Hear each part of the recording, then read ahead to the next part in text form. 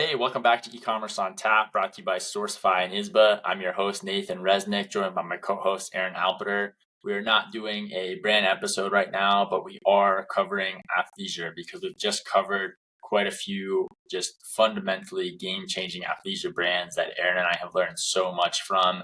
And we're going to talk about three main questions. Number one, what we each learned about athleisure before that we didn't know. Number two, if you were starting an athleisure brand today, what would you do? And number three, what was the most inspiring founder story that we heard on this season of e-commerce on tap that focused on athleisure? So Aaron, let's start with you. Number one, what did you learn about athleisure that you didn't know before? Yeah, there's a lot there. I think that I had, kind of assumed that stuff was coming from Asia, but the supply chain is almost entirely, completely dominated by just a handful of countries, specifically China. And so it is so difficult to make the technical fibers. The pace of innovation is so fast. I mean, talk about like Rhone and having gold or silver threads, in their fiber, or having stuff that can stretch and go different ways. It is remarkable to me how just different the supply chain is and how hard it would be to move something like that to Europe or North America. Yeah, I mean that's a great point. The supply chain definitely has a sole focus on Asia primarily, but we did just talk about Beyond Yoga that has their supply chain in LA for the most part. So that's kind of unique of Beyond Yoga. For me, I thought it was interesting how this is kind of a category that really has become mainstream in the past decade, right? I mean, before the last decade, athleisure wasn't even really around, right? And now you have a few multi-billion dollar brands that have just really blown up and really made this category mainstream. You used to never see someone wearing the clothes that they wore to the gym to then dinner or a coffee shop or whatever it may be.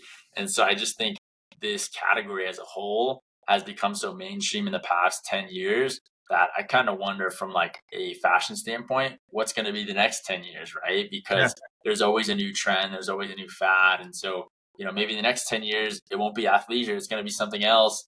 And pajamas.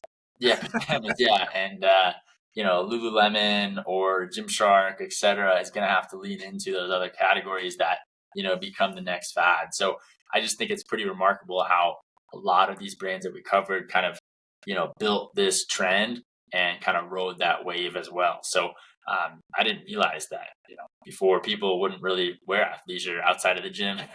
Yeah, you're absolutely right too. And I think it's interesting, even just in the companies that we profiled, like you look at the difference between a Gymshark and an Adanola, both from the UK, right? So there should be a very similar story there. But Gymshark is all about working out, right? It's the influencer stuff. It's the people who are, meatheads to some extent. Adanola was more about people who wanted to look like they worked out, right? It was more fashion forward and less on the performance of the athleisure piece. And so I think you're right. Like this is starting to become something that is very different than it was even 10 years ago. And I think that it talks to the innovation in the fabrics. And so, who would have thought that, we did Viore a long time ago, but, the idea that you could take something that could be yoga pants or dress pants and just wear them. Yeah, I agree. All right, next up. So if you were starting an athleisure brand today, what would you do? Yeah, well, apparently I got to go to China to go find some stuff, which could be interesting in the current tariff environment. I think the key thing I would focus on is like, what is my niche and what is my brand going to be?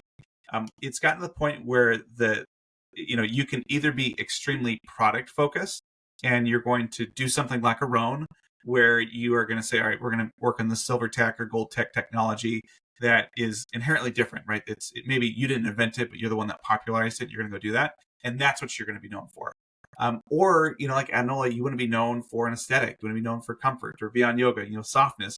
And so I think that I would spend a lot of time trying to look at what it is that I want to be different about it before I go out and focus on the product per se, unless I think that the product is what's going to be my differentiator. I would say I'm gonna take a different approach here. I would say that I actually wouldn't start an athleisure brand today. I would try to find the next trend and start something around that, right? I think to go out and start an athleisure brand and compete with, Viore and Lululemon and Gymshark and, Beyond Yoga, I just wouldn't want to fight that battle. And so I would actually say, okay, what's the next trend here that is going to become popular? there's got to be something that people in athleisure are now leaning into. Is it CrossFit? Is it, something Mhm. else? And I would really orientate clothing around that new trend or new category and try to become the market leader in that category. So I think it'd be very hard to compete with these brands. I think so many of these brands are doing an exceptional job. I personally I wouldn't start an athleisure brand today. I would look for the Yeah, next category and next trend.